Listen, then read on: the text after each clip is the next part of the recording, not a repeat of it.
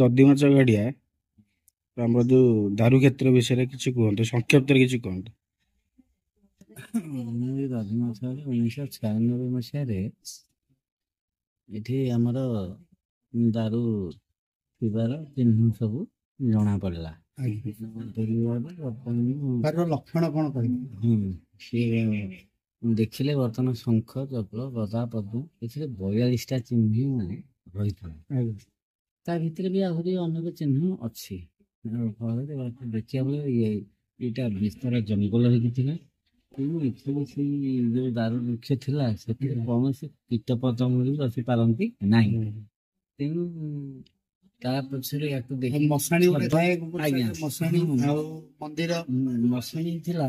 ପୋଖରୀ ସିଆଡ଼େ ଦୂର, ଏଠି ପୋଖରୀ ନଥିଲା। ନାଇଁ, ଦାରୁ ଯୋଉ ବାହାରନ୍ତି ତାଙ୍କ ଲକ୍ଷଣଟା ଥାଏ ସେୟା ନାହିଁ।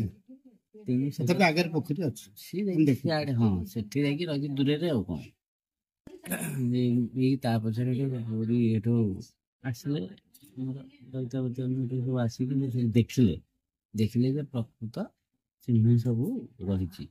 ହେବା ଫଳରେ ସିଏ ଏଠୁ ପୂଜା ବିଧି ଯେମିତି ହେବା କଥା ଆମର ସବୁ ଇଏ କରିକି ବର୍ତ୍ତମାନ ସିଏ ତାକୁ ଆବଦ୍ଧ କରିକି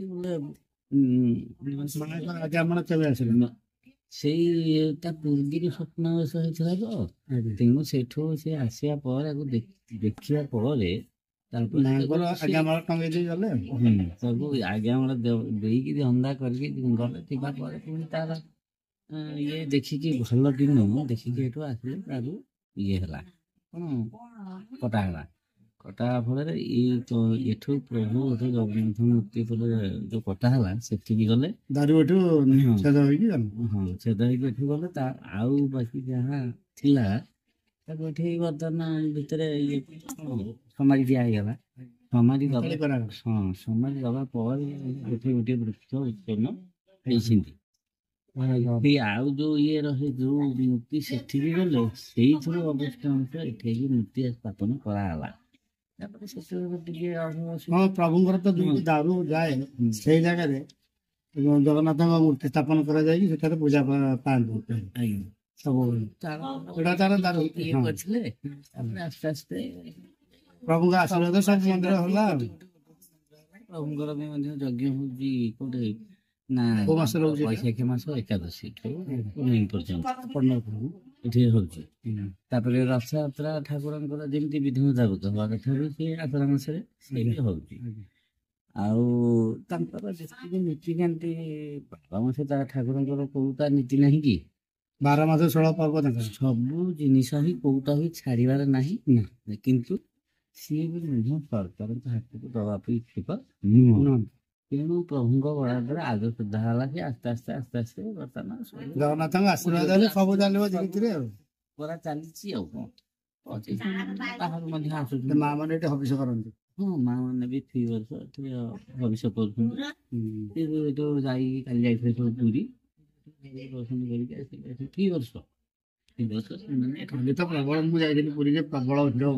କୁହନ୍ତୁନି ଗୋଟିଏ ଦ୍ୱାର ଖୋଲା 3 ଦ୍ୱାର। ଅତୀତରେ କିଛି ମାନେ ଅଲୌକିକ ଘଟଣା ମନେ ଅଛି?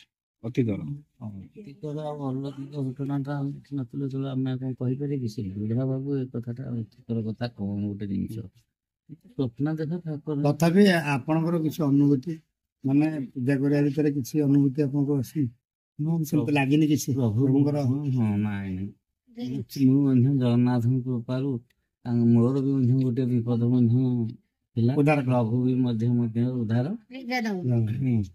ଉଦ୍ଧାର ମଧ୍ୟ କରିଛନ୍ତି। ଆଜ୍ଞା, କାହିଁକି ପ୍ରଭୁଙ୍କୁ ଇଏ କରିବି ତାଙ୍କର ମୁଁ ସେବେତ ତାଙ୍କ ଅନୁଭୂତିରେ ଆପଣ ମାନେ ଜାଣିପାରୁଥିବେ ମାନେ କେତେ ପାୱାର ଟା ତାଙ୍କର। ଆଜ୍ଞା, ପ୍ରଭୁଙ୍କର ପାୱାର ଟା ତ ଜଣା ପଡେନି।